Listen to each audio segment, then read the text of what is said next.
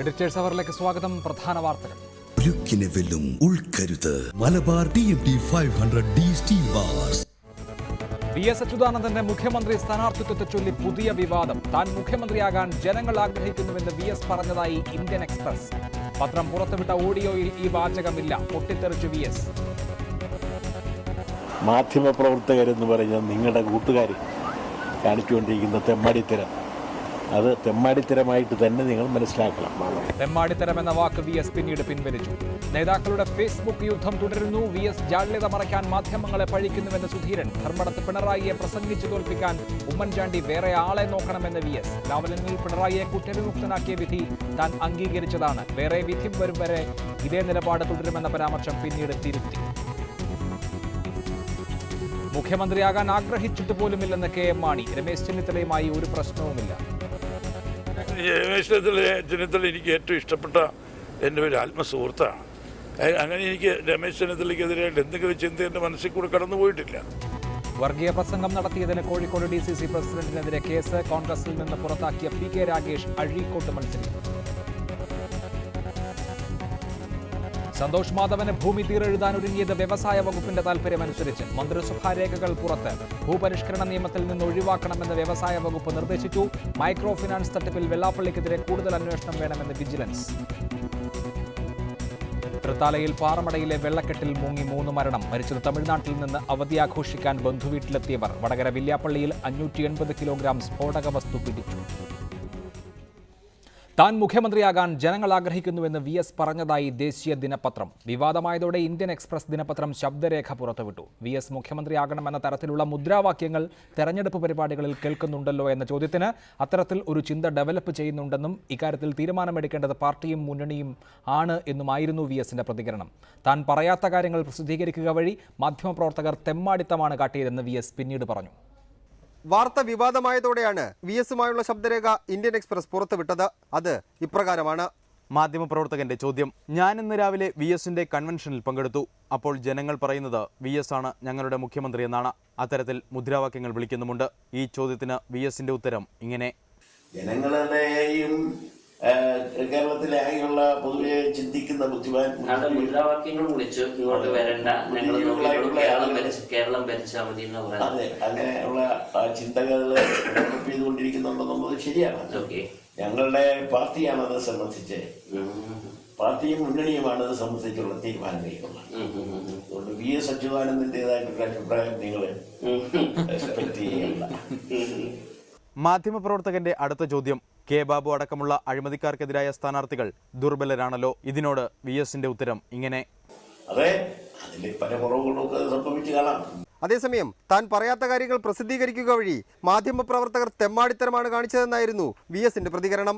ഞാൻ പറഞ്ഞത് എൻ്റെ വായിലേക്ക് തന്നെ തിരിച്ച് തള്ളിക്കൊണ്ടുള്ള മാധ്യമപ്രവർത്തകരെന്ന് പറഞ്ഞ നിങ്ങളുടെ കൂട്ടുകാർ കാണിച്ചുകൊണ്ടിരിക്കുന്ന തെമ്മാടിത്തരം, അത് തെമ്മാടിത്തരമായിട്ട് തന്നെ നിങ്ങൾ മനസ്സിലാക്കണം. എന്നാൽ VS പാർട്ടിക്കെതിരെ സംസാരിച്ചുവെന്ന വാർത്ത അടിസ്ഥാനരഹിതമാണെന്നും VSനെ കുഴപ്പത്തിലാക്കാൻ നോക്കേണ്ടെന്നും CPIM സംസ്ഥാന സെക്രട്ടറി കോടിയേരി ബാലകൃഷ്ണൻ പ്രതികരിച്ചു.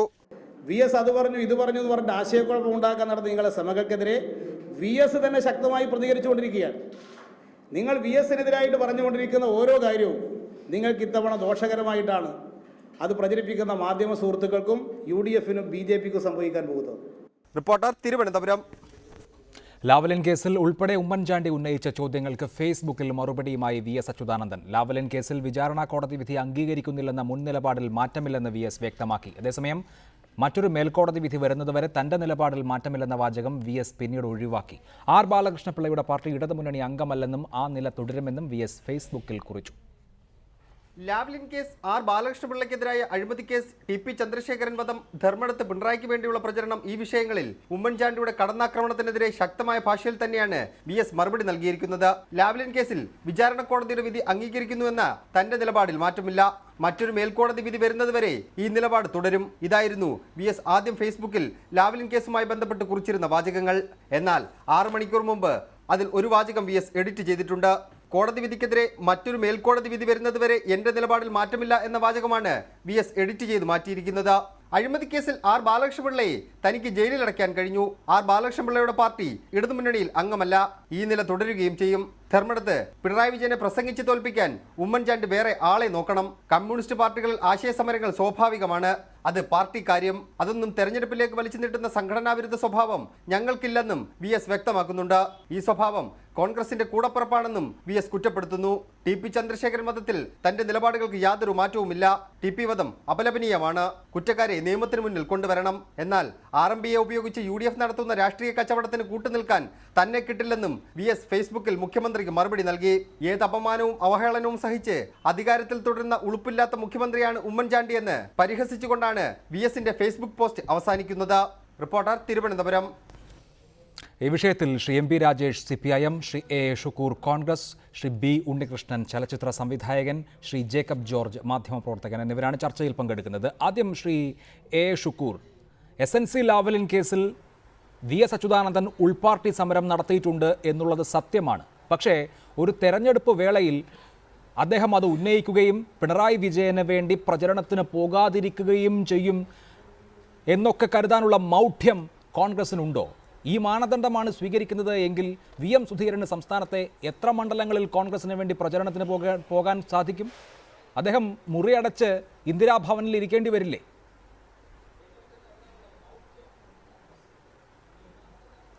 അഭിലാഷേ, ഇത്തരത്തിലുള്ള ഒരു ചർച്ചയും ഇത്തരത്തിലുള്ള ഒരു എന്താ ചാനൽ ഡിസ്കഷനും ഒക്കെ ഈ കഴിഞ്ഞ ദിവസങ്ങളിലായി ഉണ്ടാകാനുള്ള കാരണം എന്ത്? ഇതിന്റെ തുടക്കക്കാരേതായാലും UDF ആണോ? UDF നേതൃത്വമാണോ? മുഖ്യമന്ത്രിയായിരിക്കുന്ന ഉമ്മൻചാണ്ടിയോ അല്ലെങ്കിൽ VM സുധീരനോ അല്ലെങ്കിൽ രമേശ് ചെന്നിത്തലയോ ആണോ? ഇത് എവിടെ നിന്ന് തുടങ്ങാനുള്ള ആയുധം ആര് കൊടുത്തു? അത്തരത്തിലുള്ള ഒരു ആയുധം ആര് കൊടുത്തു? പിണറായി വിജയന്റെ ഒരു പരാമർശമല്ലേ ഇത്തരത്തിലേക്ക് ഡെവലപ്പ് ചെയ്ത് വന്നത്? അതിൽ ശ്രീ A ഷുക്കൂർ, ഇതാരെങ്കിലും CPIMലെ ഉൾപാർട്ടി തർക്കങ്ങൾ നിങ്ങൾ തെരഞ്ഞെടുപ്പ് വേളയിൽ ഉപയോഗിക്കുന്നതിനെ അസ്വാഭാവികമായി കാണുന്നില്ല. പക്ഷേ ഒരു നേതാവ് മറ്റൊരു നേതാവിന് വേണ്ടി പ്രചരണത്തിന് പോകരുത് എന്നാവശ്യപ്പെടുന്നതിന്റെ കാപട്യമുണ്ടല്ലോ. കോൺഗ്രസുകാർക്ക് സാധിക്കുമോ അത്? VM സുധീരൻ ഒരു കൊള്ളയ്ക്ക് കൂട്ടുനിൽക്കാനാവില്ല എന്ന് KPCC യോഗത്തിൽ പ്രഖ്യാപിച്ചിട്ടുണ്ടല്ലോ. ആ നിലയ്ക്കാണെങ്കിൽ അദ്ദേഹം എത്ര നിലവിലെ കോൺഗ്രസ് MPമാരുടെ തെരഞ്ഞെടുപ്പ് പ്രചരണ യോഗങ്ങളിൽ പ്രസംഗിക്കാൻ പോകും? അതെങ്ങനെ സാധിക്കും? എങ്ങനെ കൈപ്പത്തി ചിഹ്നത്തിൽ അവർക്ക് വേണ്ടി വോട്ട് ചോദിക്കാൻ VM സുധീരന് സാധിക്കും? VM സുധീരൻ വളരെ തൻ്റെ ഇടത്തോടു കൂടി തന്നെ അത്തരം രാഷ്ട്രീയ കാര്യങ്ങൾ നിലപാടെടുക്കുന്നുണ്ട്. ആ നിലപാടിൽ ഉറച്ചു നിൽക്കുന്നുണ്ട്. ആ നിലപാടനുസരിച്ച് എന്തെങ്കിലും വീഴ്ചയോ പോരായ്മകളോ ഗവൺമെന്റ് വന്നിട്ടുണ്ടെങ്കിൽ തിരുത്തിയിട്ടുണ്ട്. അത് സ്പഷ്ടമാണ്, വ്യക്തമാണ്. എന്നാൽ ശ്രീ അച്യുതാനന്ദനെ പോലുള്ള അത്തരത്തിലുള്ള ഇപ്പോഴും പിൻവലിക്കാൻ കഴിയാത്ത അല്ലെങ്കിൽ പറഞ്ഞതിൽ നിന്ന് വ്യതിചലിച്ചു പോകുന്ന അല്ലെങ്കിൽ ഇരട്ടത്താപ്പ് കാണിക്കുന്ന എത്രയോ അതിൽ ശ്രീ A ഷുക്കൂർ, എനിക്ക് മനസ്സിലാകാഞ്ഞിട്ട് ചോദിക്കുകയാണ്. SNC ലാവ്ലിൻ കേസ് എന്ന ഇവിടുത്തെ പരാമർശ വിധേയമായ വിഷയം, ആ വിഷയത്തിൽ വിചാരണ കോടതി ഒരു ഉത്തരവിട്ടതാണ്, പിണറായി വിജയനെ കുറ്റവിമുക്തനാക്കിയതാണ്. അതുമായി ബന്ധപ്പെട്ട അപ്പീലുകൾ ഹൈക്കോടതിയുടെ പരിഗണനയിൽ ഉണ്ട് എന്നത് ശരി തന്നെ. പക്ഷേ നിലവിൽ പിണറായി വിജയൻ കുറ്റവിമുക്തനാണ്. ആ പിണറായി വിജയന് വേണ്ടി തെരഞ്ഞെടുപ്പ് പ്രചരണത്തിന് VS അച്യുതാനന്ദൻ പോകരുത് എന്നാണ് നിങ്ങൾ ആവശ്യപ്പെടുന്നത് എങ്കിൽ മറ്റു വിഷയങ്ങളുടെ കാര്യം അങ്ങനെയാണോ? നോക്കൂ, ഇവിടെ ഭൂമി കൈമാറ്റ വിഷയത്തിൽ അടൂർ പ്രകാശിനെതിരെ ത്വരിതാന്വേഷണം നടന്നുകൊണ്ടിരിക്കുകയാണ്. കുറ്റവിമുക്തനായിട്ടില്ല. ബാർ കോഴ കേസിൽ K ബാബു കുറ്റവിമുക്തനാണെന്ന് കോടതി അംഗീകരിച്ചിട്ടില്ല. KM മാണി കുറ്റവിമുക്തനാണ് എന്നുള്ള വിജിലൻസിന്റെ അന്വേഷണ റിപ്പോർട്ട് കോടതി അംഗീകരിച്ചിട്ടില്ല. മുഖ്യമന്ത്രി അടക്കമുള്ള ആളുകൾ നിരവധി കേസുകൾ നേരിടുകയാണ്. അങ്ങനെ ഇതേ മാനദണ്ഡപ്രകാരമാണ് എങ്കിൽ ആദർശാത്മകമായി നിലപാടെടുക്കുന്ന നിങ്ങളുടെ KPCC പ്രസിഡന്റിന് ഇവർക്ക് വേണ്ടി ഒന്നും തെരഞ്ഞെടുപ്പ് പ്രചരണ യോഗത്തിൽ പ്രസംഗിക്കാൻ പോകാൻ പറ്റില്ലല്ലോ. ഇത് അഭിലാഷിന്റെ ആഗ്രഹമാണ്.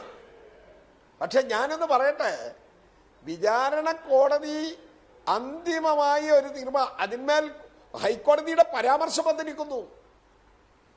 വിചാരണ കോടതിയിൽ പോകാൻ തയ്യാറാകുന്നില്ല, അല്ലെങ്കിൽ അത്തരത്തിൽ വിചാരണ കോടതിയുമായി ബന്ധപ്പെട്ട് അടുത്ത വാദത്തിന് പോകാൻ തയ്യാറാകുന്നില്ല.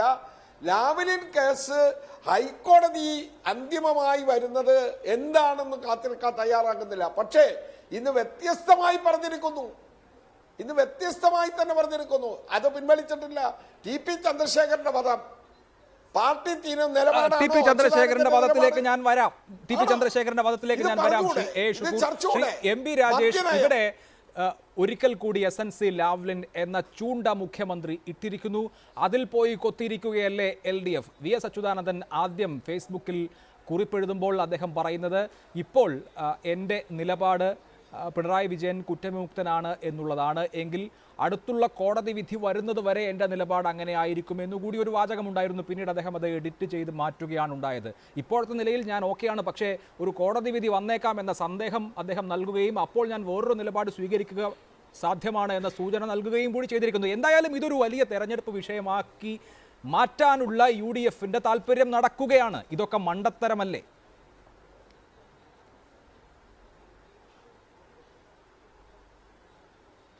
LDF ഈ തെരഞ്ഞെടുപ്പിൽ ഉന്നയിക്കുന്ന കാര്യങ്ങൾ ഈ സർക്കാരിൻ്റെ പരാജയം, അഴിമതി ഇതെല്ലാമാണ്. അത് അതിശക്തമായിട്ട് തന്നെ ഞങ്ങൾ ഉന്നയിച്ചു കൊണ്ടിരിക്കുകയാണ്. തെക്ക് നിന്ന് സഖാവ് പിണറായിയും വടക്ക് നിന്ന് VSഉം ഇത് ഉന്നയിച്ചുകൊണ്ട് ഈ സർക്കാരിൻ്റെ തൊലിയുരിച്ചുകൊണ്ട് അതിശക്തമായിട്ടുള്ള പ്രചരണ പരിപാടികൾ ആരംഭിച്ചു കഴിഞ്ഞിരിക്കുന്നു. വലിയ സ്വീകാര്യതയാണ് അതിന് കിട്ടുന്നത്. VSൻ്റെയും പിണറായിയുടെയും ചാട്ടുളി പോലെയുള്ള ചോദ്യങ്ങളുടെ മുമ്പിൽ നിന്ന് പതറുന്ന UDFനെ നമ്മൾ കണ്ടുകൊണ്ടിരിക്കുകയാണ്. അപ്പോഴാണ് ഗത്യന്തരമില്ലാതെ വികസനത്തെക്കുറിച്ച് നേരത്തെ ഉണ്ടായിരുന്ന അവകാശവാദങ്ങളൊന്നും ഇപ്പോൾ ചെലവാകില്ല എന്ന് കണ്ടപ്പോൾ വികസനം ഉപേക്ഷിച്ചു. മദ്യനയത്തെക്കുറിച്ചുണ്ടായിരുന്ന പ്രചരണവും ഏൽക്കുന്നില്ല എന്ന് വന്നപ്പോൾ അതും ഉപേക്ഷിച്ചു. അവസാനം ഗത്യന്തരമില്ലാതെ എന്നോ മണ്ണടിഞ്ഞു പോയ, പഴകി ദ്രവിച്ച, കാലഹരണപ്പെട്ട ചില ആയുധങ്ങളുമായിട്ട് അത് കുടി തോണ്ടിയെടുത്ത് ഉമ്മൻചാണ്ടി വരുന്നു. ഇത് UDFൻ്റെയും ഉമ്മൻചാണ്ടിയുടെയും വളരെ ദയനീയമായിട്ടുള്ള അവസ്ഥയുടെ സാക്ഷ്യപത്രമാണിത്. പക്ഷേ ശ്രീ എം പി രാജേഷ്, ഇവിടെ നേരത്തെ ചോദിച്ചല്ലോ ഷുക്കൂർ, ഞങ്ങളാണോ ഇത് തുടങ്ങിയത് എന്ന്. അവർക്ക് ഇതൊക്കെ കുഴി തോണ്ടി എടുക്കാനുള്ള ഒരു അവസരം ഉണ്ടായി എന്നുള്ളതല്ലേ ശ്രദ്ധിക്കേണ്ടത്? അങ്ങനെ അവസരം ഉണ്ടാക്കി കൊടുത്തത് ആരാണ്? LDFന് തെരഞ്ഞെടുപ്പ് പ്രചരണ രംഗത്ത് പറ്റിയ തന്ത്രപരമായ ഒരു പാളിച്ച, ഈ സംഘടനാപരമായ വിഷയങ്ങൾ വിഴുപ്പലക്കലിന് വിധേയമാക്കാനുള്ള ഒരു അവസരം കൊടുത്തു എന്നുള്ളതല്ലേ?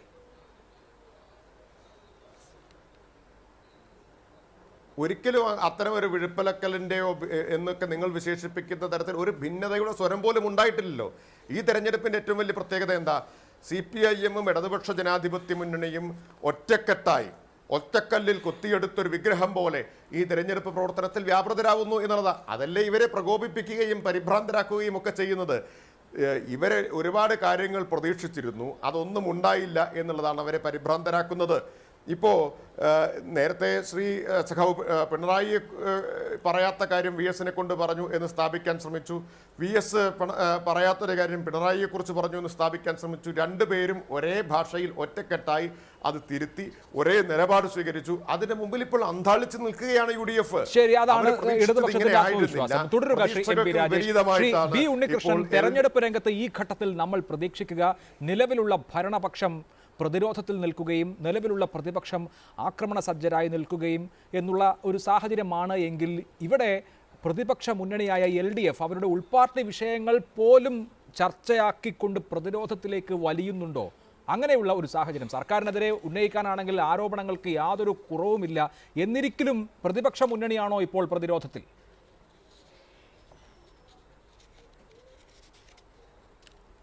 ഇല്ലില്ല, അതൊരു സാങ്കല്പികമായിട്ടുള്ള ചോദ്യമാണ് അഭിലാഷ്. അത് ഒരു തരത്തിലും LDF പ്രതിരോധത്തിലാണ് എന്ന് ഞാൻ വിശ്വസിക്കുന്നില്ല. എന്നെപ്പോലെ എനിക്ക് തോന്നുന്നു കേരളത്തിലെ പൊതുസമൂഹവും അത് വിശ്വസിക്കുന്നില്ല. ഈ തെരഞ്ഞെടുപ്പ് പ്രഖ്യാപിച്ചതിന് ശേഷം വന്ന ഈ സർക്കാരിനെതിരെ വന്ന അഴിമതി ആരോപണങ്ങൾ മാത്രം നോക്കുക. അത് വെറും ആരോപണങ്ങളല്ല, അത് പലതും ഈ സർക്കാർ പിന്നീട് ഉത്തരവുകൾ പിൻവലിച്ചിട്ടുണ്ട്. അപ്പോൾ അഴിമതികളുടെ ഒരു കൂമ്പാരം തന്നെ നമ്മളുടെ മുമ്പിലുണ്ട്.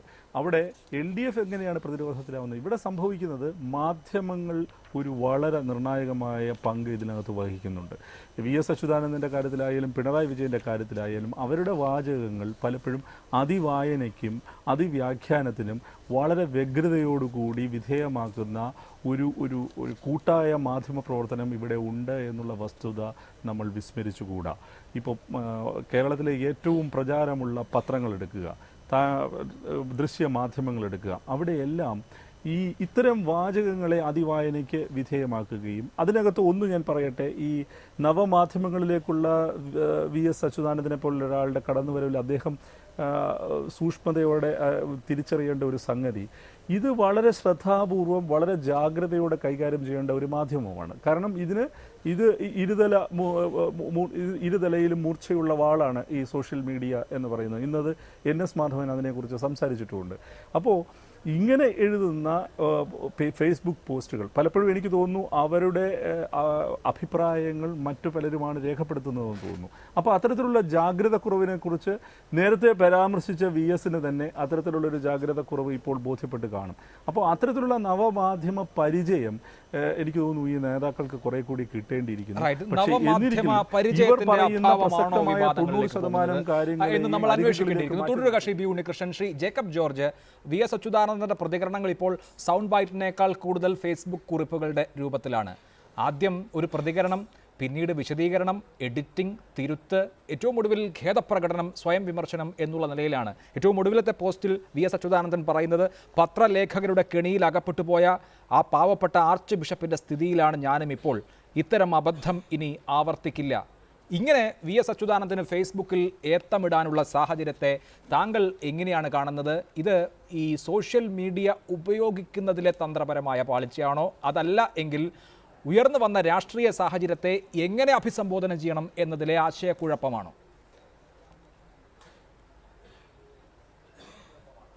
അഭിലാഷ്, ഇത് പത്രപ്രവർത്തകൻ എന്ന നിലയ്ക്കുള്ള എനിക്ക് വ്യക്തമായ മറുപടിയുണ്ട്. എൻ്റെ ഒരു സുഹൃത്താണ് കേരളത്തിലെ പത്രപ്രവർത്തകരെല്ലാം, ഞാൻ അവരുടെ കൂടെ പത്രപ്രവർത്തനം നടത്തി വന്ന ആളാണ്. അപ്പോൾ ഒരു പത്രപ്രവർത്തകൻ ഇങ്ങനെ ചോദിക്കാമോ, നാട്ടിലൊക്കെ ആൾക്കാർ സംസാരിക്കുന്നു VS അങ്ങ് മുഖ്യമന്ത്രിയാകണം. അപ്പോൾ എന്നെ പത്രപ്രവർത്തനം പഠിപ്പിച്ച ഗുരുക്കന്മാർ ഞാനിതുപോലെ ഒരു ചോദ്യം കൊണ്ട് എഴുതി വെച്ച പത്രത്തിൽ അച്ചടിക്കത്തില്ല, അത് നമ്മുടെ ആൾക്കാർ അപ്പോഴേ തന്നെ വെട്ടിക്കളയും. എന്നോട് ചോദിക്കുക, തന്നോട് പറഞ്ഞിടൂ, എന്നെ മാധ്യമപ്രവർത്തനമൊക്കെ പഠിപ്പിച്ച് P രാജിനെ പോലെയുള്ള വലിയ വലിയ പത്രപ്രവർത്തകരാണ് കേരളത്തിലെ. NN സത്യവർദ്ധൻ, പഴയ വേണുകുറുപ്പ്, T വേണുഗോപാലൻ, അവരൊന്നും ഇത്തരം ചോദ്യം ഒരിക്കലും നമ്മൾ ചോദിക്കും എന്ന് പ്രതീക്ഷിക്കുന്നില്ല. നമ്മളത് ചോദിച്ചുകൂടാ. നമ്മളിൽ എന്തെങ്കിലും അളവുകരുണ്ടോ? കേരളത്തിലെ ജനങ്ങൾ മുഴുക്കി എങ്ങനെയാണ് ചിന്തിക്കുന്നതെന്ന് ഞാൻ എങ്ങനെ അറിയും? ഒരു മാധ്യമപ്രവർത്തകനെ അറിയും? അത് സാങ്കേതികമായി തെറ്റ്. പക്ഷേ ഞാൻ ആ പത്രപ്രവർത്തനെ അഭിനന്ദിക്കുന്നു. കാരണം ഒരു ചോദ്യം ചോദിക്കുമ്പോൾ നമ്മൾ ചോദ്യം ചോദിക്കുന്ന ആൾ അദ്ദേഹത്തെ ഒന്ന് വിഷമവൃത്തത്തിലാക്കുക എന്ന ഒരു കൊച്ചു കുസൃതി എല്ലാ പത്രപ്രവർത്തകർക്കും ഉണ്ടല്ലോ. രണ്ടാമത്തെ കാര്യം, ഈ രണ്ട് നേതാക്കന്മാർ പിണറായി വിജയനും VS അച്യുതാനന്ദനും തമ്മിൽ ഒരു ഏറ്റുമുട്ടൽ ഉണ്ടാകാനുള്ള സാധ്യത വളരെ കൂടുതലാണ്. അവരുടെ തമ്മിലുള്ള ബന്ധം വളരെ സെൻസിറ്റീവാണ്, തൊട്ടാൽ പൊട്ടുന്ന സംഭവമാണ്. അതൊന്ന് തൊട്ടു നോക്കി പൊട്ടിച്ചു നോക്കാനുള്ള ശ്രമം ഏത് പത്രപ്രവർത്തകരും നടത്തും? അതിൻ്റെ ഭാഗമായിട്ട് ഇന്ത്യൻ എക്സ്പ്രസ് ലേഖകനും നടത്തിയിട്ടുള്ളൂ. അതുകൊണ്ട് ആ നിലയ്ക്ക് ഞാൻ ആ പത്രപ്രവർത്തനത്തെ കുറ്റം പറയത്തില്ല. മൂന്നാമതൊരു കാര്യം കൂടിയുണ്ട് അഭിലാഷ്, ഇത് VS അച്യുതാനന്ദൻ അത് അദ്ദേഹം ഓഫ് ദ റെക്കോർഡായിട്ട് പറഞ്ഞതാണെന്നുള്ളതിന് സംശയമില്ല. VS അച്യുതാനന്ദൻ്റെ കോട്ടായിട്ട് ഉപയോഗിക്കാൻ വേണ്ടി അല്ല പറഞ്ഞത്. അദ്ദേഹം ഇപ്പോൾ ശബ്ദരേഖയിൽ തന്നെ അത് വ്യക്തമാണ്. എൻ്റേതല്ല, എൻ്റെ അഭിപ്രായമല്ല എന്ന് അദ്ദേഹം വ്യക്തമായിട്ട് പറയുന്നുണ്ട്. ഞാനിങ്ങനെ പറഞ്ഞു എന്ന് പറഞ്ഞു വെക്കുന്നില്ല അദ്ദേഹം. അത് സാധാരണ നിങ്ങൾ ടെലിവിഷൻ ജേർണലിസ്റ്റുകളേക്കാൾ ഞങ്ങൾ പത്രപ്രവർത്തകർക്ക് ഒരു ക്രെഡിബിലിറ്റി ഉണ്ട്. കാരണം നമ്മളോട് ഓഫ് ദ റെക്കോർഡ് ആണ് എന്ന് പറഞ്ഞാൽ നമ്മളായിട്ട് അത് എഴുതുകയില്ല, യാതൊരു സംശയമില്ല. ഇതിൽ ശ്രീ ജേക്കബ് ജോർജ് അദ്ദേഹം ഓഫ് ദ റെക്കോർഡായി പറഞ്ഞു, അല്ലെങ്കിൽ അദ്ദേഹത്തിന് എഴുതാൻ വേണ്ടി പറഞ്ഞു എന്നതിനപ്പുറത്ത് പറഞ്ഞ കാര്യങ്ങളെ വളച്ചൊടിച്ചു എന്ന പ്രശ്നം കൂടിയുണ്ട്. അതവിടെ നിൽക്കട്ടെ. പക്ഷേ ഞാൻ ചോദിച്ചത്, അങ്ങനെ ഒരു സന്ദർഭം ഉണ്ടാകുമ്പോൾ അതിനോട് പ്രതികരിക്കുന്ന രീതി, പൊതുവെ ഒരു തെരഞ്ഞെടുപ്പ് ഘട്ടത്തിൽ ഓരോരോ വിഷയങ്ങൾ എതിരാളികളാകട്ടെ മാധ്യമങ്ങളാകട്ടെ ഉപയോഗിക്കുമ്പോൾ അതിനെ എങ്ങനെ നേരിടണം എന്നുള്ള കാര്യത്തിൽ ഒരു ആശയക്കുഴപ്പമുണ്ടോ എന്നാണ് ഞാൻ ചോദിക്കുന്നത്. അല്ല, ഈ തെരഞ്ഞെടുപ്പ് അടുത്ത് വരുമ്പോൾ നമുക്കറിയാമല്ലോ, നമുക്ക് പത്രപ്രവർത്തകർക്കൊക്കെ ഉണ്ട്, നമുക്കൊരു താല്പര്യമുണ്ട്, നമ്മളൊരു അജണ്ടാസ് ഉണ്ടാക്കണം. ഇവിടെ ഭരണപക്ഷത്തിന് എന്താ താല്പര്യം? ഭരണപക്ഷം പറയുന്ന അവർക്കെതിരെ അഴിമതി ആരോപണങ്ങളുണ്ട്, ധാരാളം 5 ദിവസം ഡൽഹി പോയി ചർച്ച നടത്തി, അതിൻ്റെ പ്രശ്നങ്ങളുണ്ട്, സീറ്റ് വിഭജനത്തിലെ ചർച്ചകളുണ്ട്, സുധീരൻ മാറ്റി നിർത്തണമെന്ന് പറഞ്ഞ സ്ഥാനാർത്ഥികളെ ഉമ്മൻചാണ്ടി ഇടപെട്ട് നിർത്തിയ പ്രശ്നമുണ്ട്. അതൊന്നും ചർച്ചയ്ക്ക് എടുക്കാതെ പ്രതിപക്ഷത്തിലേക്ക് പത്രങ്ങൾ വിരൽ ചൂണ്ടണം എന്ന് ഭരണപക്ഷത്തിന് ആവശ്യമുണ്ട്. അപ്പോഴും അല്ല, ഭരണപക്ഷത്തിൻ്റെ വിഷയമാണ് അജണ്ടയാക്കേണ്ടതെന്ന് പ്രതിപക്ഷത്തിനുമുണ്ട്. ഇതിനിടയ്ക്ക് നിൽക്കുന്ന പത്രപ്രവർത്തകൻ തിരഞ്ഞെടുപ്പ് വരുമ്പോൾ എൻ്റെ അഭിലാഷം പത്രപ്രവർത്തകർക്ക് ഒരു ഉത്സവമല്ലേ? തീർച്ചയായിട്ടും ആണ്. തുടരുക ശ്രീ ജേക്കബ് ജോർജ്. ശ്രീ എ ഷുക്കൂർ, താങ്കൾ പറഞ്ഞു തുടങ്ങിയ വിഷയത്തിലേക്ക് ഞാൻ വരികയാണ്. മുഖ്യമന്ത്രി ഉമ്മൻചാണ്ടി VS അച്യുതാനന്ദനോട് ചോദിക്കുന്നു, വിങ്ങുന്ന മനസ്സുമായി രമയും ടി പി ചന്ദ്രശേഖരന്റെ മകനും ഇപ്പോഴും ജീവിക്കുകയാണ്. ധർമ്മടത്തേക്ക് പോകും വഴി രമയുടെ വീട്ടിൽ കയറി അവരെയും മകനെയും എന്തുകൊണ്ട് താങ്കൾ ആശ്വസിപ്പിക്കുന്നില്ല എന്ന്. 2012 ഈ കൊലപാതകം നടന്നത്. അത് അങ്ങേയറ്റം ദാരുണമായ ഒരു കൊലപാതകമായിരുന്നു. ആ ഘട്ടത്തിൽ VS അച്യുതാനന്ദനും മറ്റു നേതാക്കളുമൊക്കെ വസതിയിലെത്തി ദുഃഖാർത്തരായ കുടുംബാംഗങ്ങളെ ആശ്വസിപ്പിച്ചിട്ടുണ്ട്. തെരഞ്ഞെടുപ്പ് അടുക്കുമ്പോഴൊക്കെ ആ വീട്ടിൽ പോവുകയും ഈ വിഷയം ജ്വലിപ്പിച്ചു നിർത്താൻ VS അച്യുതാനന്ദൻ കാരണക്കാരനാകുകയും ചെയ്യണമെന്നാഗ്രഹിക്കുന്നതൊക്കെ എന്തൊരു കാപട്യമാണ്. നോക്കൂ, ഹനീഫ എന്ന ചെറുപ്പക്കാരൻ താങ്കളുടെ പാർട്ടിയുടെ പ്രവർത്തകനായിരുന്നുവല്ലോ. താങ്കളുടെ പാർട്ടിക്കാരാൽ തന്നെ കൊല്ലപ്പെട്ട ആളാണ്. അദ്ദേഹത്തിൻ്റെ വീടുണ്ട് തൃശ്ശൂരിൽ. ഇവിടെ നിന്ന് വടക്കോട്ട് പോകുമ്പോൾ ഉമ്മൻചാണ്ടിയോ VM സുധീരനോ മറ്റേതെങ്കിലും കോൺഗ്രസ് നേതാവോ ആ വീട്ടിൽ കയറി ആ ഉമ്മയുടെ കണ്ണീരൊപ്പാൻ പോകാറുണ്ടോ? ഇതൊരു തെരഞ്ഞെടുപ്പ് ഘട്ടമാണല്ലോ. എല്ലാവരും തൃശ്ശൂരിന് വടക്കോട്ട് പോകുന്നവരാണല്ലോ.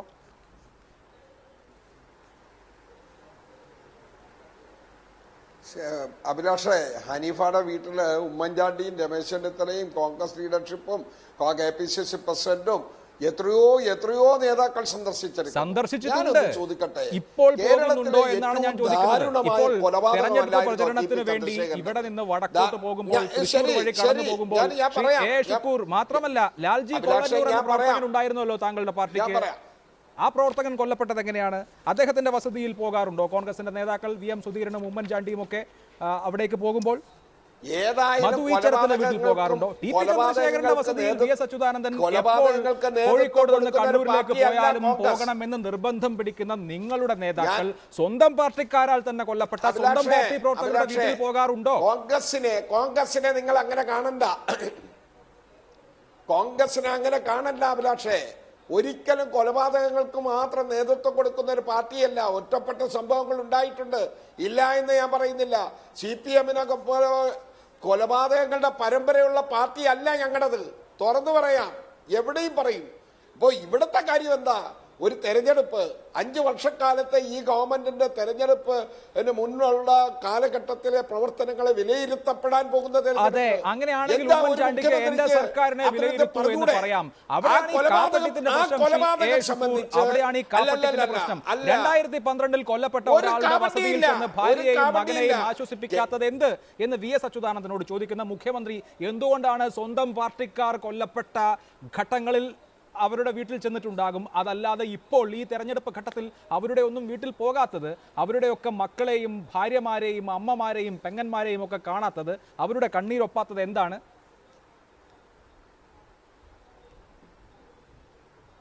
എന്റെ രാജേഷ്, ഇത് തുറന്നങ്ങ് പറഞ്ഞേക്കാം. ഈ കൊലപാതകം ഇപ്പോഴും ഈ കൊലപാതകം സംബന്ധിച്ചുള്ള പ്രതികളെ 2 തരത്തിൽ കാണുന്നു. CPM-ലെ അച്യുതാനന്ദൻ കാണുന്നത് അവരെ നിയമത്തിന്റെ മുന്നിൽ കൊണ്ടുവന്ന് ശിക്ഷിക്കണം. ഏത് CPM ഉന്നതനായാലും ഗൂഢാലോചന പുറത്തു വരണം. ഇതെല്ലാം അച്യുതാനന്ദന്റെ ആഗ്രഹമാണ്. എന്നാൽ വ്യത്യസ്തമായി പിണറായി വിജയനും കോടിയേരി ബാലകൃഷ്ണനും വ്യത്യസ്തമായ നിലപാട്. അപ്പോൾ ഇത് ഒരു തെരഞ്ഞെടുപ്പിൽ ചർച്ചയാകാൻ ഏത് മുഖ്യമന്ത്രി, ഏത് രാഷ്ട്രീയ പ്രവർത്തകനാണ് ആഗ്രഹിക്കാത്തത്? ശരി, അത് അങ്ങനെ ആഗ്രഹിക്കുന്നത് കൊണ്ട് തെറ്റൊന്നുമില്ല.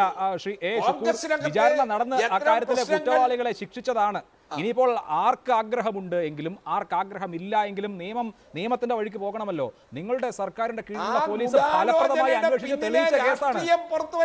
അതെ, സത്യം പുറത്തു വന്നില്ല എങ്കിൽ അത് നിങ്ങളുടെ പോലീസിന്റെ കുറ്റം. നിങ്ങളുടെ പോലീസ് അന്വേഷിച്ച് കോടതിയിൽ തെളിയിച്ച കേസാണ്. പോകട്ടെ, ഞാൻ ആ തർക്കത്തിലേക്ക് വരുന്നില്ല. താങ്കൾ ദയവായി തുടരുക. ഇല്ലില്ല, ഒരു നിമിഷം. പിന്നെയും നിങ്ങൾ കണ്ണീര് വിറ്റ് കച്ചവടം നടത്തുന്നതാണ് പ്രശ്നം.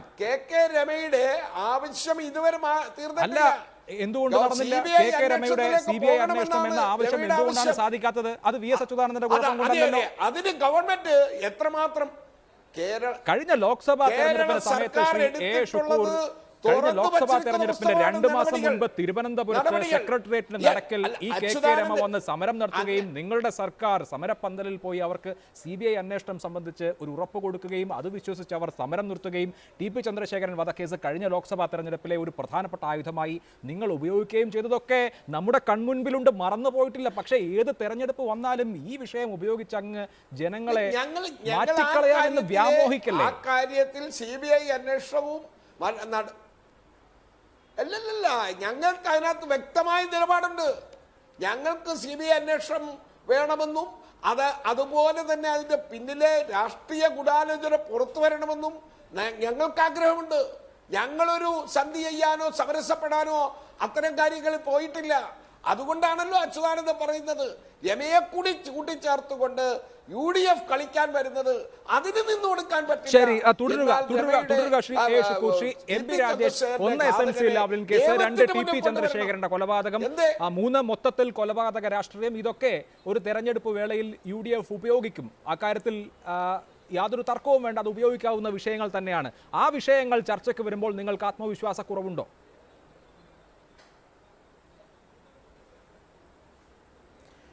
ഇവിടെ TP ചന്ദ്രശേഖരൻ്റെ ദുഃഖകരവും അപലപനീയവുമായിട്ടുള്ള കൊലപാതകത്തെ മുൻനിർത്തി ആ മരണം വിറ്റ് വോട്ടാക്കി മാറ്റാൻ ഉമ്മൻചാണ്ടി നടത്തുന്ന ഹൃദയശൂന്യമായ രാഷ്ട്രീയ ലാഭം മാത്രം മുൻനിർത്തിയിട്ടുള്ള ഈ ഏർപ്പാട് അദ്ദേഹത്തിന് അവസാനിപ്പിക്കാറായില്ലേ? ഇത് ജനങ്ങൾ കണ്ടുകൊണ്ടിരിക്കുകയല്ലേ? അതിനുള്ള തിരിച്ചടി ഉമ്മൻചാണ്ടിക്ക് കിട്ടും. ആ കാപട്യം ഇവിടെ അഭിലാഷ് ചൂണ്ടിക്കാണിച്ചപ്പോൾ ഷുക്കൂറിൻ്റെ മറുപടി നിങ്ങളെല്ലാവരും ശ്രദ്ധിച്ചിട്ടുണ്ടാവും.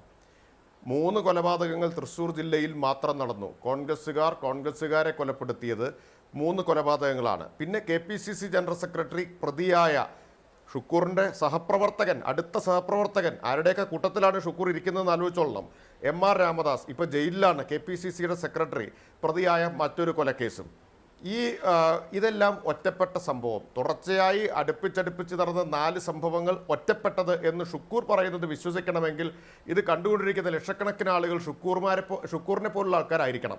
അങ്ങനെയല്ല നിങ്ങൾക്ക് വിശ്വാസമുള്ളത് കൊണ്ട് ആത്മവിശ്വാസത്തിനൊരു കുറവുമില്ല. അപ്പോൾ ഇത് UDF എന്തുകൊണ്ടാണിത്? കൊലപാതക രാഷ്ട്രീയം ചർച്ച ചെയ്യട്ടെ, ഇതെല്ലാം പുറത്തു വരുമല്ലോ. എന്തുകൊണ്ടാണ് UDF ഞാൻ നേരത്തെ പറഞ്ഞതുപോലെ കാലഹരണപ്പെട്ട മണ്ണടിഞ്ഞു പോയിട്ടുള്ള പഴയ ആരോപണങ്ങൾ തേടി പോകുന്നത്? UDFന് ആത്മവിശ്വാസം നഷ്ടപ്പെട്ടത് കൊണ്ടാണ്. വികസനത്തെക്കുറിച്ച് പറയാൻ ഇപ്പോൾ ആത്മവിശ്വാസമില്ല. കാരണം എല്ലാ അവകാശവാദങ്ങളും പൊളിച്ചടുക്കി കഴിഞ്ഞു. അത് ഇടതുപക്ഷ ജനാധിപത്യ മുന്നണിയുടെ പ്രചരണവും ഒപ്പം ജനങ്ങൾ സ്വമേധയാ പ്രത്യേകിച്ച് സാമൂഹിക മാധ്യമങ്ങളിലൂടെയെല്ലാം അത് പൊളിച്ചടുക്കി കഴിഞ്ഞു. വികസന അവകാശവാദങ്ങൾ, എയർപോർട്ടിൻ്റെയും മെട്രോയുടെയൊക്കെ കഥ ഇപ്പം പറയാൻ പോലും UDF നേതാക്കൾക്ക് ധൈര്യം വരുന്നില്ല എന്ന സ്ഥിതിയുണ്ട്. രണ്ടാമത്തെ കാര്യം എന്താ? ഈ ഗവൺമെൻറ്റിൻ്റെ പരാജയം നാൾക്ക് നാൾ വ്യക്തമായി വരികയാണ്. നാൾക്ക് നാൾ ഏറ്റവും ഒടുവിൽ പരവൂർ പുറ്റിങ്ങൽ ക്ഷേത്രത്തിലെ അപകടത്തിൽ ഈ സർക്കാർ വരുത്തിയിട്ടുള്ള പരാജയം എന്താ? നയാ പൈസ കേന്ദ്ര സർക്കാരിൽ നിന്ന് സഹായം ഇതുവരെ കിട്ടിയിട്ടില്ല. സഹായം ചോദിച്ചൊരു മന്ത്രി പോലും അവിടെ പോയിട്ടില്ല. മന്ത്രിമാർക്ക് മറ്റൊരുപാട് കാര്യങ്ങൾക്ക് സമയമുണ്ട്. ഡൽഹിയിൽ പോയിട്ടില്ല. ഒരു IAS ഉദ്യോഗസ്ഥനെയാണ് പറഞ്ഞയച്ചത്. ഒരു നയാ പൈസ സഹായം കേന്ദ്ര സർക്കാരിൽ നിന്ന് കിട്ടിയിട്ടില്ല. വെറും 10,000 രൂപയാണ് ശരീരം ആശുപത്രിയിൽ ഗുരുതരമായി പരിക്കേറ്റവർക്ക് കൊടുത്തത്. എന്തിന് തികയും ഈ 10,000 രൂപ? ഈ പരാജയം മറച്ചു വെക്കുന്നതിന് വേണ്ടിയാണ് പലരും കുഴി തോണ്ടി എടുക്കുന്നത്. വ്യക്തമായി പതിപ്പിച്ചിട്ടുള്ള ഒരു സംഗതിയാണ്. ഒരു തെരഞ്ഞെടുപ്പ് ഘട്ടമാകുമ്പോൾ എതിർ മുന്നണി ഇരുവരും ഒരുമിച്ച് തെരഞ്ഞെടുപ്പിൽ മത്സരിക്കുന്നത് കൊണ്ട് തന്നെ സ്വാഭാവികമായും അത് ഉയർത്തും. അങ്ങനെ ഉയർത്തുമ്പോൾ അതിനെ എങ്ങനെയാണ് പ്രതിരോധിക്കേണ്ടത് എന്നുള്ള കൃത്യത LDFനെ സംബന്ധിച്ച് ഇല്ലാതെ പോകുന്നുണ്ടോ? പഴയ സംഘടനാപരമായ വിഷയങ്ങൾ അടക്കം ചർച്ചയ്ക്ക് വരുന്ന വിധത്തിൽ SNC ലാവ്ലിൻ കേസ് പോലെ, TP ചന്ദ്രശേഖരൻ വധക്കേസ് പോലെ ആ സംഭവങ്ങൾ ഉണ്ടായപ്പോൾ എടുത്തിട്ടുള്ള നിലപാടുകളുടെ ഭൂതകാലമടക്കം പരിശോധിക്കുന്ന വിധത്തിൽ LDFൻ്റെ നേതാക്കൾ, വിശേഷിച്ച് VS അച്യുതാനന്ദനും പിണറായി വിജയനും പോസ്റ്റ്മോർട്ടം നടത്തുന്നത് ആ മുന്നണിക്ക് ഗുണകരമാകുമോ?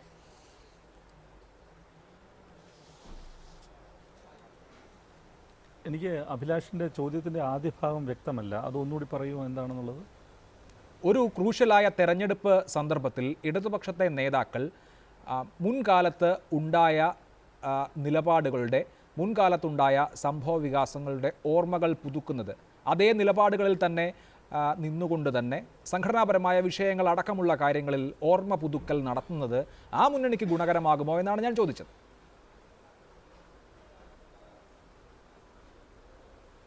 അല്ല, അത്തരത്തിലുള്ളൊരു ഓർമ്മ പുതുക്കൽ അവർ നിരന്തരം നടത്തുന്നതായി എനിക്ക് തോന്നുന്നില്ല. കാരണം നമ്മുടെ മുമ്പിൽ ഇപ്പോൾ ഉള്ള 2 പ്രസ്താവനകളെന്ന് പറയുന്നത്, ഒന്ന് ശ്രീ പിണറായി വിജയൻ ആലപ്പുഴയിൽ അവതരിപ്പിച്ച പ്രമേയത്തെക്കുറിച്ച് പറഞ്ഞതും, ഒന്ന് ശ്രീ VS അച്യുതാനന്ദൻ ഇന്ന് ലാവ്ലിൻ കേസിനെ കുറിച്ച് പറഞ്ഞ സംഗതിയുമാണ്. അതിനകത്ത് ഒരുപക്ഷെ നമ്മൾ പ്രതീക്ഷിക്കുന്ന, അല്ലെങ്കിൽ മാധ്യമങ്ങളോട് സംവദിക്കുമ്പോൾ വരേണ്ട അസാധാരണമായ ഒരു മെയ്വഴക്കമോ ഒരു നയതന്ത്രജ്ഞതയോ ഒക്കെ പക്ഷേ ഒരളവ് വരെ കുറഞ്ഞിരിക്കാം. കാരണം ആ പ്രമേയത്തെക്കുറിച്ച് ചോദിച്ചപ്പോൾ വേണമെങ്കിൽ അതിനെ പാടെ അവഗണിച്ചുകൊണ്ട് ശ്രീ പിണറായി വിജയന് ഇപ്പോൾ അത് പ്രസക്തമല്ലല്ലോ, ഇത് നമ്മൾ തെരഞ്ഞെടുപ്പിൽ മറ്റു വിഷയങ്ങളാണല്ലോ കൈകാര്യം ചെയ്യുന്നത് എന്ന് പറഞ്ഞ് ഒഴിയാമായിരുന്നു. പക്ഷേ ശ്രീ പിണറായി വിജയൻ വളരെ കൃത്യതയോടെ ചെയ്തത് അത് അദ്ദേഹത്തെ അറിയുന്ന ആർക്കും അതിൽ അത്ഭുതമുണ്ടാവില്ല. അതിൻ്റെ സാങ്കേതികമായ അർത്ഥത്തിൽ ആ പ്രമേയത്തെക്കുറിച്ച് വിശദീകരിക്കാനാണ് അദ്ദേഹം തയ്യാറായത്. പക്ഷേ ആ വിശദീകരണം പിന്നെ അതിവ്യാഖ്യാനങ്ങൾക്കും അതിവായനകൾക്കും അല്ല, ഇതിൽ ശ്രീ ബി ഉണ്ണികൃഷ്ണൻ എവിടെയാണ് അതിവായന? പക്ഷേ എവിടെയാണ് അതിവായന എന്നുള്ളതാണ് പ്രശ്നം. ആലപ്പുഴ സംസ്ഥാന സമ്മേളനത്തിന് തൊട്ടു മുൻപ് വി എസ് അച്യുതാനന്ദനെ കുറിച്ചുള്ള പ്രമേയം പറഞ്ഞത് പാർട്ടിയിൽ ഫാസിസ്റ്റ് മനോഭാവം ആരോപിക്കുന്ന തരത്തിൽ പാർട്ടി വിരുദ്ധരുടെ മനോനിലയിലേക്ക് വി എസ് അച്യുതാനന്ദൻ തരം താണു എന്നാണ്. ആ പ്രമേയത്തെക്കുറിച്ചാണ് പത്രലേഖകരുടെ ചോദ്യം. ആ പ്രമേയം നിലനിൽക്കുന്നുണ്ടോ എന്നുള്ള ചോദ്യത്തിന് ആ പ്രമേയം നിലനിൽക്കുന്നുണ്ട് എന്നും അന്ന് ഞങ്ങൾ കണ്ടിട്ടുള്ള കാര്യങ്ങൾ തെറ്റാണ് എന്ന് പിന്നീട് വിലയിരുത്തിയിട്ടില്ല എന്നും അങ്ങനെ വിലയിരുത്തിയിട്ടുണ്ടെങ്കിൽ അത് നിങ്ങളോട് പറയുമായിരുന്നു എന്നും പറയുമ്പോൾ ശരിയാണ്, സാങ്കേതികമായി ശരിയാണ്. പിണറായി വിജയൻ പറഞ്ഞത് വസ്തുതയുമാണ്. പക്ഷേ ആ വസ്തുത പറയേണ്ട ഘട്ടം ഇതല്ലല്ലോ. ഒരു പാർട്ടി വിരുദ്ധ മനോഭാവമുള്ള ആളാണ് തെരഞ്ഞെടുപ്പിലെ പ്രധാന നായകന്മാരിൽ ഒരാൾ എന്ന് പറഞ്ഞുകൊണ്ട് എങ്ങനെയാണ് തെരഞ്ഞെടുപ്പിന് പോവുക?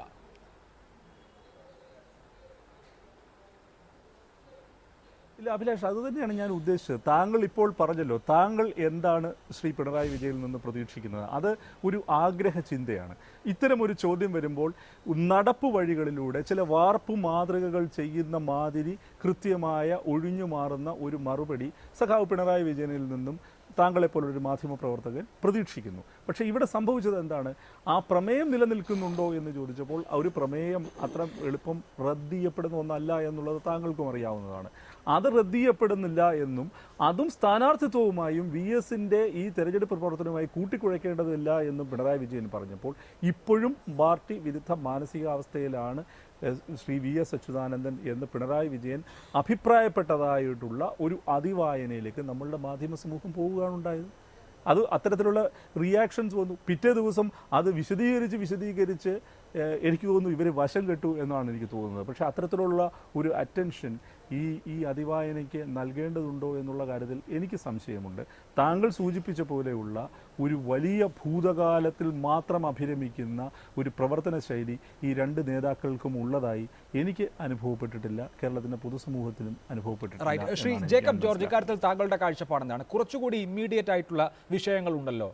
ഏറ്റവും അവസാനത്തെ മന്ത്രിസഭാ യോഗങ്ങളിലെടുത്ത ചില അങ്ങേയറ്റം വിവാദമായിട്ടുള്ള തീരുമാനങ്ങൾ, അതിന് തൊട്ട് മുൻപായി നടന്നിട്ടുള്ള ബാർ സോളാർ വിവാദങ്ങൾ, ഇവയേക്കാൾ അപ്പുറത്ത് SNC ലാവ്ലിൻ കേസ്, TP ചന്ദ്രശേഖരൻ്റെ വധം, CPIM-ലെ ഉൾപാർട്ടി വിഷയങ്ങൾ തുടങ്ങിയവ ചർച്ചയാകുന്നത് തെരഞ്ഞെടുപ്പ് വേളയിൽ കൗതുകകരമാണ് എന്ന് പറയേണ്ടി വരും. അവിടെ CPIM-നെ സംബന്ധിച്ച് തന്ത്രപരമായി പാളിച്ച പറ്റിയോ?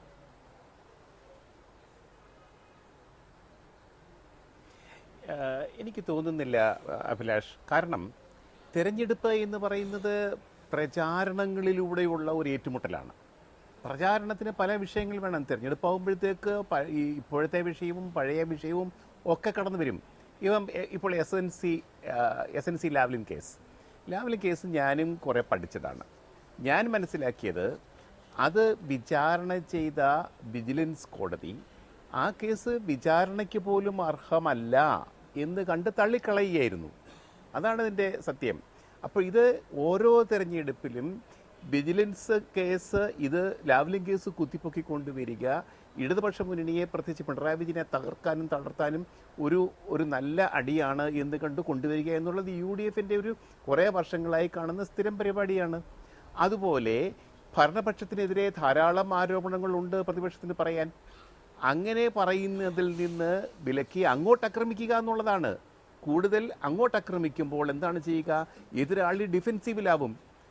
ഇപ്പോൾ VS-ൻ്റെ ഒരു വിഷയം ഉയർത്തിക്കാട്ടി ഭരണപക്ഷം ഉമ്മൻചാണ്ടി ഉടനെ ചോദ്യങ്ങൾ ചോദിക്കുകയാണ്. ഇതൊക്കെ പ്രചാരണമാണ്. ഞാൻ ആ രണ്ടു കൂട്ടരെയും കുറ്റപ്പെടുത്തുന്നില്ല. അങ്ങനെ ഒരു പ്രചാരണം വഴി പ്രതിപക്ഷത്തെ ഡിഫെൻസീവിലാക്കാൻ നാളെ ഇങ്ങനെ ചോദ്യം ചോദിക്കുമ്പോഴത്തേക്ക് മറുപടി വരുന്നത് എന്താ? ഈ ചോദ്യങ്ങൾക്കായിരിക്കും. അപ്പോൾ പ്രതിപക്ഷത്തിൻ്റെ ആരോപണങ്ങൾ അവിടെ ഒന്നും ചെയ്യാതിരിക്കുന്നു. ഉത്തരം പറയുന്നതും അജണ്ടയാവുന്നതും ചർച്ചാ വിഷയമാവുന്നതും ഭരണപക്ഷം കൊണ്ടുവരുന്ന വിഷയങ്ങൾ എന്നതാവുമ്പോഴത്തേക്ക് പ്രതിപക്ഷത്തെ കൊടുക്കാൻ കഴിയും. ഇതിങ്ങനെ അങ്ങോട്ടും ഇങ്ങോട്ടും പോകും. ഇതിനകത്ത് പ്രത്യേകം ശ്രദ്ധിക്കേണ്ട ഒരു ഗുണപാഠം നേതാക്കന്മാർ ശ്രദ്ധിക്കേണ്ടത്, പത്രക്കാർ പല കുസൃതി ചോദ്യങ്ങളും ചോദിക്കും. അഭിലാഷിനും എനിക്കും അറിയാമല്ലോ, നമുക്കൊരു ഇരയെ കിട്ടിയാൽ ശരിക്കും നമ്മൾ ആരെ കണ്ടാലും അവർ നമ്മുടെ ഇര തന്നെയാണ്. അവരിൽ നിന്ന് കാര്യങ്ങളൊക്കെ ചോർത്തിയെടുക്കാൻ നമ്മൾ ആവുന്ന ശ്രമിക്കും. ഇത്തരം കാര്യങ്ങൾക്കും ചോദ്യങ്ങൾക്കും വീണു കൊടുക്കാതിരിക്കാൻ, വഴങ്ങാതിരിക്കാൻ അച്യുതാനന്ദനും പിണറായി വിജയനും മാത്രമല്ല എല്ലാ പാർട്ടിക്കാരും ശ്രമിക്കണം എന്നുള്ളത് തന്നെയാണ് ഈ വിഷയത്തിന്റെ ഗുണപാഠം എന്നാണ് ഇപ്പോൾ എനിക്ക് പറയാനുള്ളത്. ശരി, തുടരുക ശ്രീ ജേക്കബ് ജോർജ്. ശ്രീ എ ഷുക്കൂർ, ഈ തെരഞ്ഞെടുപ്പിലും VS അച്യുതാനന്ദൻ കേന്ദ്ര കഥാപാത്രമായി മാറുകയാണ്. ഒരാഴ്ച മുൻപ് അതായിരുന്നില്ല സാഹചര്യം എങ്കിൽ VS അച്യുതാനന്ദൻ സെൻട്രൽ സ്റ്റേജിലേക്ക് വന്നിരിക്കുന്നു. അത് അദ്ദേഹത്തെ വിമർശിക്കുമ്പോഴാകട്ടെ, അദ്ദേഹം എന്തെങ്കിലും പ്രതികരിക്കുമ്പോഴാകട്ടെ, 2006-ലും 2011-ലും അദ്ദേഹത്തിൻ്റെ സാന്നിധ്യം നിങ്ങൾക്ക് ദോഷമേ ചെയ്തിട്ടുള്ളൂ. ഇത്തവണയും അദ്ദേഹത്തെ ഒന്ന് ബൂസ്റ്റ് ചെയ്ത് അദ്ദേഹത്തെ ഈ സെൻട്രൽ സ്റ്റേജിലേക്ക് ഇറക്കി വിട്ടിരിക്കുകയാണോ UDF?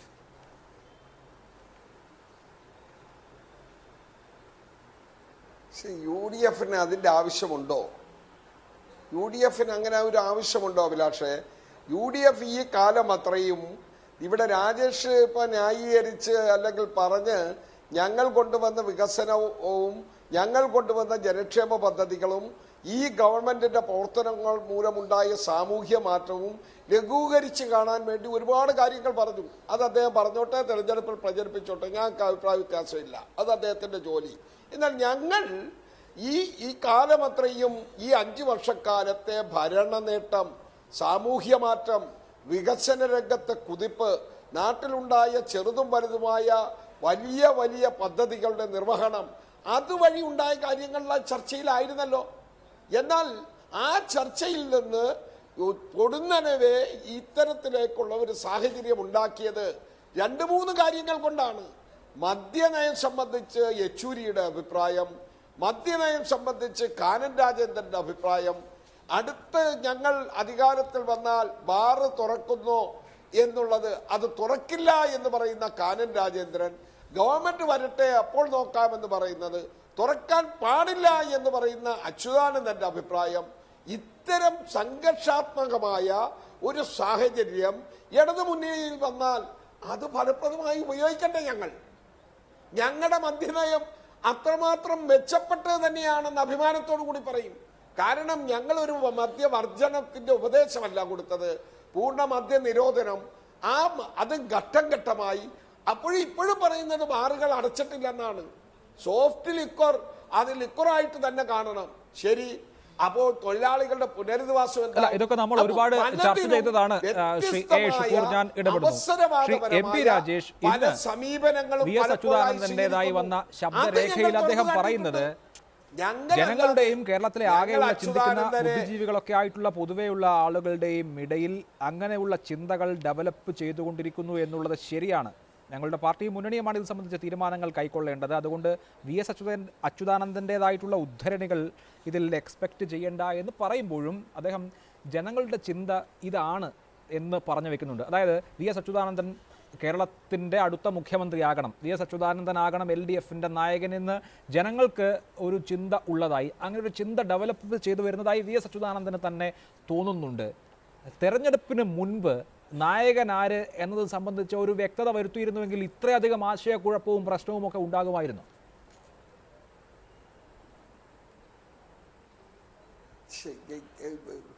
അഭിലാഷ് നേരത്തെ 2 തവണയും ഇടയ്ക്ക് വെച്ച് നിർത്തിയതുപോലെ നിർത്തിയില്ലെങ്കിൽ മാത്രം.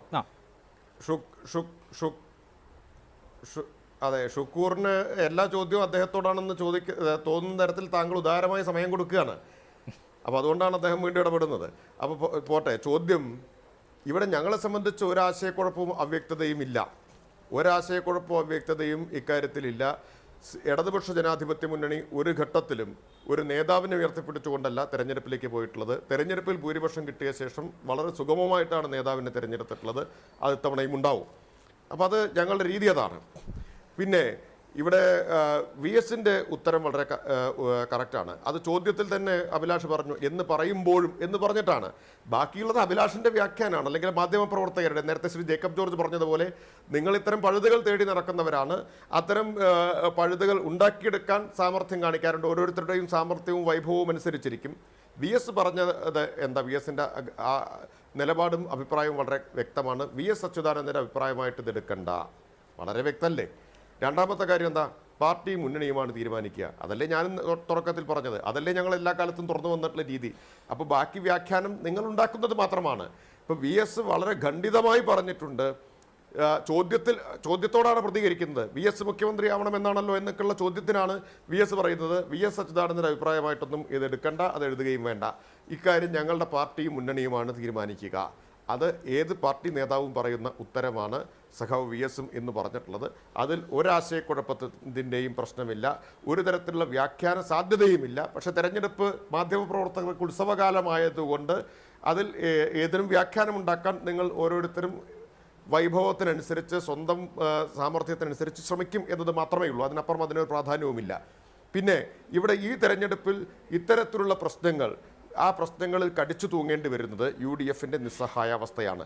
ആ UDFിൻ്റെ നിസ്സഹായ അവസ്ഥയ്ക്ക് നിന്നുകൊടുക്കുക എന്നത് മാധ്യമങ്ങൾ ചെയ്യുന്നത് എന്തുകൊണ്ടാണ് എന്നുള്ളതും ആലോചിക്കേണ്ട കാര്യമാണ്. യഥാർത്ഥത്തിൽ തെരഞ്ഞെടുപ്പിൽ ചർച്ച ചെയ്യേണ്ട ജനകീയ പ്രശ്നങ്ങൾ എന്നാണ് നിങ്ങൾ ചർച്ച ചെയ്യാൻ പോകുന്നത്?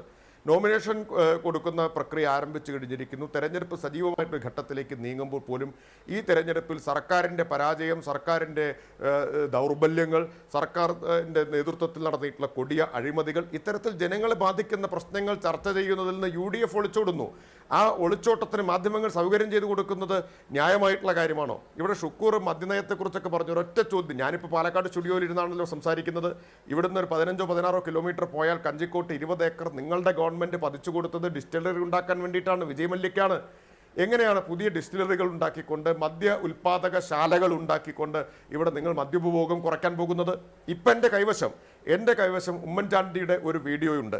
ഉമ്മൻചാണ്ടി നേരത്തെ ഈ ഇപ്പോൾ കൊട്ടിഘോഷിക്കുന്ന മദ്യനയത്തിന് മുമ്പ് ഒരു ചോദ്യത്തിന് ഉത്തരം പറയുകയാണ്. അദ്ദേഹം പറയുന്നു, മദ്യനിരോധനം പരാജയമാണ്, മദ്യവർജനമാണ് ഫലപ്രദം. വീഡിയോ ഉണ്ട്, നാളെ ഞാനതിൻ്റെ ഫേസ്ബുക്കിൽ പോസ്റ്റ് ചെയ്യുന്നുമുണ്ട്. അപ്പം മദ്യവർജനം എന്നതാണ് പ്രായോഗികം എന്ന ഞങ്ങളുടെ നിലപാട് അംഗീകരിക്കുന്ന ഉമ്മൻചാണ്ടി ഇപ്പോൾ ബാർ പൂട്ടിയതിനെ കൊട്ടിഘോഷിക്കുന്നത് എന്തുകൊണ്ട് എന്ന് എല്ലാവർക്കും അറിയാവുന്ന കാര്യമാണ്. അത് നിങ്ങൾക്കിടയിലുള്ള പ്രശ്നം കൊണ്ടാണ്. വീണ്ടിടം വിദ്യയാക്കുക എന്നതാണ് നിങ്ങൾ ഇപ്പോൾ ചെയ്തുകൊണ്ടിരിക്കുന്നത്. ഇതെല്ലാം ജനങ്ങൾക്ക് തിരിച്ചറിയാൻ കഴിയുന്നുണ്ട്.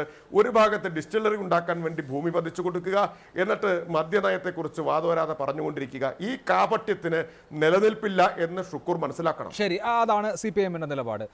ശ്രീ ജേക്കബ് ജോർജ്, VS അച്യുതാനന്ദൻ്റെ പ്രതികരണങ്ങൾ താങ്കൾ ശ്രദ്ധിക്കുന്നുണ്ടാകും. സാധാരണഗതിയിൽ ഓരോരോ രാഷ്ട്രീയ സന്ദർഭങ്ങളിലും പെട്ടെന്നുള്ള വളരെ മൂർച്ചയുള്ള നല്ല പ്രഹരശേഷിയുള്ള പ്രതികരണങ്ങൾ നടത്താറുള്ള VS അച്യുതാനന്ദൻ ഈ തെരഞ്ഞെടുപ്പ് കാലയളവിൽ ബുദ്ധിമുട്ടിക്കുന്ന ചോദ്യങ്ങൾക്കൊക്കെ വളരെ മൈൽഡായ ഉത്തരമാണ് കൊടുക്കുന്നത് എന്ന് മാത്രമല്ല, അതിനുശേഷം അദ്ദേഹത്തിൻ്റെ സോഷ്യൽ മീഡിയ വഴി അതിന് പരമാവധി വിശദീകരണവും നൽകുന്നുണ്ട്.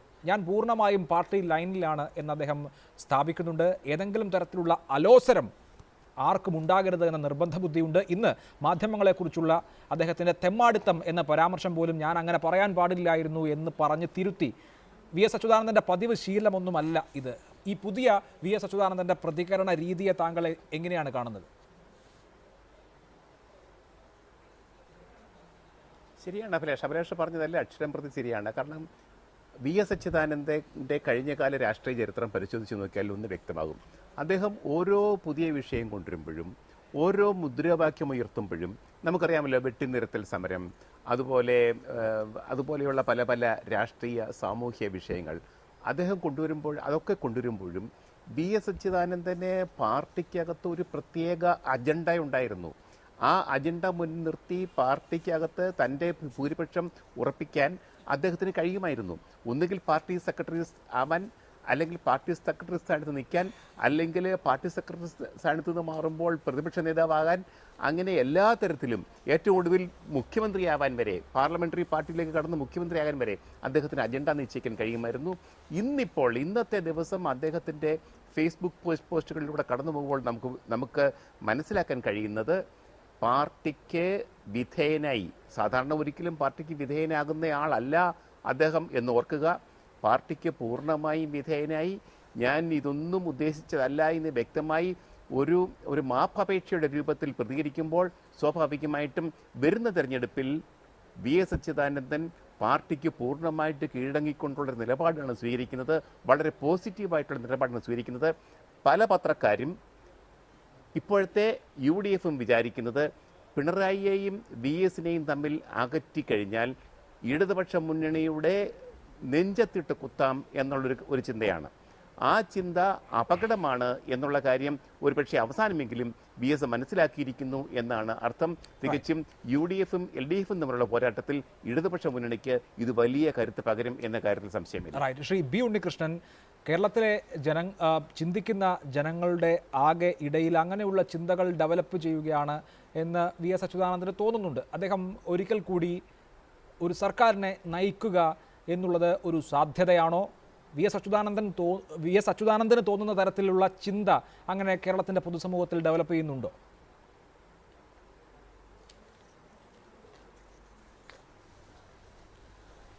VS അച്യുതാനന്ദന് അങ്ങനെ ഒരു ചിന്ത തോന്നുന്നോ ഇല്ലയോ എന്നുള്ളത് ഈ ചർച്ചയിൽ പ്രസക്തമേയല്ല. കാരണം തൊട്ടടുത്ത വാചകത്തിൽ അദ്ദേഹം പറയുന്നത് ഇതെല്ലാം എൻ്റെ പാർട്ടിയും മുന്നണിയുമാണ് തീരുമാനിക്കേണ്ടത് എന്നാണ്. അപ്പോൾ വ്യക്തിനിഷ്ഠമായ അദ്ദേഹത്തിന് അത്തരത്തിലുള്ള ആഗ്രഹ ചിന്തയുണ്ടോ ഇല്ലയോ എന്നുള്ളതൊന്നും ഈ ചർച്ചയിൽ പ്രസക്തമല്ല. പക്ഷേ എനിക്ക് പറയാനുള്ളത്, ഈ തെരഞ്ഞെടുപ്പിനെ സംബന്ധിച്ചിടത്തോളം എൻ്റെ സുഹൃത്ത് ജേക്കബ് ജോർജ് പറഞ്ഞ ഒരു സംഗതിക്ക് ഒരു എക്സ്റ്റൻഷനുണ്ട്. കാരണം ഇവിടുത്തെ മാധ്യമ സമൂഹവും UDFും ഇപ്പോൾ ആകെ ഒരു ആശയക്കുഴപ്പത്തിലാണ്. കാരണം അവർക്ക് പരിചിതമായ രാഷ്ട്രീയം എന്ന് പറയുന്നത് പിണറായി VS എന്ന വിരുദ്ധ ദ്വന്ദ്വങ്ങളെ നിരന്തരം അഭിസംബോധന ചെയ്യുന്ന ഒരു രാഷ്ട്രീയം പറഞ്ഞും പ്രവർത്തിച്ചും ശീലിച്ച പഴക്കമുള്ളവരാണ് ഇവിടുത്തെ മാധ്യമ സമൂഹവും UDFും. പക്ഷേ ഇപ്പോൾ ഇവിടെ സംഭവിച്ചിരിക്കുന്നത് എന്താണ്? പാർട്ടിക്ക് പൂർണ്ണമായും കീഴ്പ്പെട്ടുകൊണ്ട് പാർട്ടിക്ക് പൂർണ്ണമായും വിധേയനായി ശ്രീ VS അച്യുതാനന്ദൻ ഒരു നിലപാട് സ്വീകരിക്കുകയും അദ്ദേഹം പിണറായി വിജയന് വേണ്ടി പ്രചരണത്തിന് ഇറങ്ങുകയും അതുപോലെ തന്നെ പിണറായി വിജയൻ ഒരു ദേശീയ മാധ്യമത്തിന് കൊടുത്ത അഭിമുഖത്തിൽ അദ്ദേഹം പറഞ്ഞത് ഞങ്ങളുടെ ഏറ്റവും വലിയ പ്രചാരകൻ എന്ന് പറയുന്നത് സ്റ്റാർ ക്യാമ്പയിനർ എന്ന് പറയുന്നത് VS അച്യുതാനന്ദൻ ആണെന്നുള്ളതാണ്. ഈ ഒരു ഹാർമണി തീർച്ചയായിട്ടും വലിയ രീതിയിലുള്ള സന്നിഗ്ധത ഇവിടുത്തെ മാധ്യമ സമൂഹത്തിനും ഉണ്ടാക്കിയിട്ടുണ്ട്, UDF രാഷ്ട്രീയത്തിനും ഉണ്ടാക്കിയിട്ടുണ്ട്. അതിനൊരു മറുപടി പറഞ്ഞോട്ടെ അഭിലാഷ്? തീർച്ചയായും. അഭിലാഷ്, ഉണ്ണികൃഷ്ണൻ പറഞ്ഞതിനോട് ഞാൻ സമ്മതിക്കുന്നു. പക്ഷേ അഭിലാഷ് ഒരു കാര്യം ഓർക്കേണ്ടത്, ഇതേ മാധ്യമങ്ങളാണ്, ഇതേ മാധ്യമ പ്രവർത്തകരാണ് കഴിഞ്ഞ കുറേ കാലങ്ങളായി ഭരണപക്ഷത്തെ പ്രതിക്കൂട്ടിൽ നിർത്തിയിരിക്കുന്നതും. അത് ഉണ്ണികൃഷ്ണൻ അറിയാമത്. പക്ഷേ ഞാനിത് പ്രത്യേകം പറയാൻ ആഗ്രഹിക്കുന്നു. സരിത വിവാദം മുതൽ ഇവിടുത്തെ പ്രതിപക്ഷത്തിന് പോലും കഴിയാത്ത തരത്തിലല്ലേ ഇവിടുത്തെ മാധ്യമപ്രവർത്തകർ ഉമ്മൻചാണ്ടി ഗവൺമെന്റിനെതിരെ നീങ്ങിയത്, ഉമ്മൻചാണ്ടിക്കെതിരെ നീങ്ങിയത്, ഇവിടുത്തെ മന്ത്രിമാർക്കെതിരെ നീങ്ങിയത്, ഇപ്പോഴും നീങ്ങിക്കൊണ്ടിരിക്കുന്നത്. പക്ഷേ അത് നമ്മൾ അതിന് നേരെ കണ്ണടച്ച് നിന്നുകൂടാ. ഇവിടെ കേരളത്തിലെ പ്രധാന പ്രതിപക്ഷമായി പ്രവർത്തിച്ചത് മാധ്യമങ്ങൾ തന്നെയാണ്. അതെ, ഇന്ന് പുറത്തു വന്ന ഒരു ടെലിവിഷൻ ചാനലിന്റെ സർവേയും പറഞ്ഞത് കേരളത്തിലെ 48% ആളുകളും മാധ്യമങ്ങളാണ് പ്രതിപക്ഷം എന്ന് വിശ്വസിക്കുന്നു എന്നുള്ളതാണ്. അതുപോലെ പക്ഷേ MP രാജേഷ്, താങ്കൾക്ക് എന്തോ പറയാനുണ്ട്?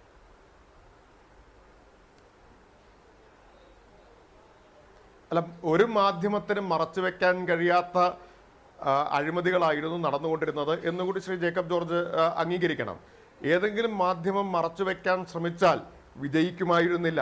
അപ്പോൾ പ്രതിക്കൂട്ടിൽ നിർത്തിയത് എന്ന് പറയുമ്പോൾ ആർക്കും തമസ്കരിക്കാൻ കഴിയാത്ത തരത്തിലുള്ള സർക്കാരിൻ്റെ അഴിമതികൾ, പരാജയങ്ങൾ അതാണ് പുറത്തു വന്നത്. അത് മാധ്യമങ്ങൾക്ക് മറച്ചുവെക്കുക സാധ്യമായിരുന്നില്ല. വളരെ നന്ദി Shri MP Rajesh, Shri A Shukkur, Shri B Unnikrishnan, Shri Jacob George സംസാരിച്ചതിന്. CPIMലെ ആഭ്യന്തര വിഷയങ്ങൾ ഒരിക്കൽ കൂടി ഇന്ന് ചർച്ചയിലേക്ക് വന്നു. VS അച്യുതാനന്ദൻ കരുതലോടെയുള്ള ഫേസ്ബുക്ക് പ്രതികരണങ്ങളും വിശദീകരണ കുറിപ്പുകളുമായി അദ്ദേഹത്തിൻ്റെ നിലപാട് ഇന്നും വ്യക്തമാക്കുകയും ചെയ്തു.